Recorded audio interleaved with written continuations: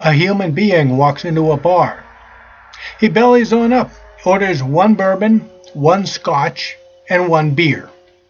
He drinks those, and then he orders one beer, one bourbon, and one scotch, and drinks those.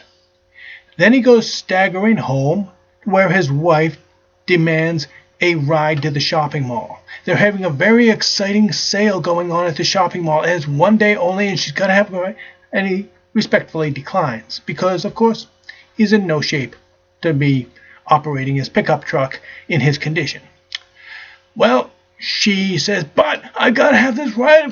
Come on, what are you doing? Don't worry about it. Just get on and on and on. And he tells her to shut up. Over and over again, and she just turns herself into a non-stop howling machine, trying to deprive him of his free will. It's against his free will to comply with her outrageous demand. He's not willing to do it, so she's trying to force him against his will to comply with her outrageous demand, trying to force him with the threat that she will deprive him of his sanity by howling incessantly at him.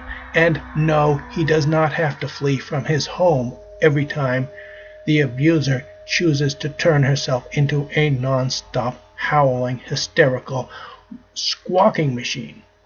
No means no, and shut up means shut up.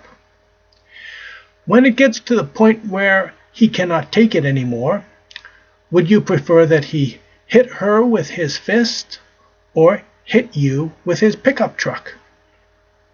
If he chooses to hit you with his pickup truck, of course, he's criminally liable. Everybody blames him. It's his fault that he chose to drink and drive. She wasn't holding a gun to his head, forcing him to. And if he chooses to pound on her, now shut up or I'll hit you harder, and she keeps on going, he has to keep pounding and pounding on her until finally she understands that shut up means shut up. All anybody cares about is he came home drunk one night and beat her up. Nobody ever cares about how hard she had to work at it. And when cops respond to these calls, don't forget, they get themselves killed sometimes too. It does happen, because he's got nothing to lose anyway. He knows nobody cares about how hard she had to work at it.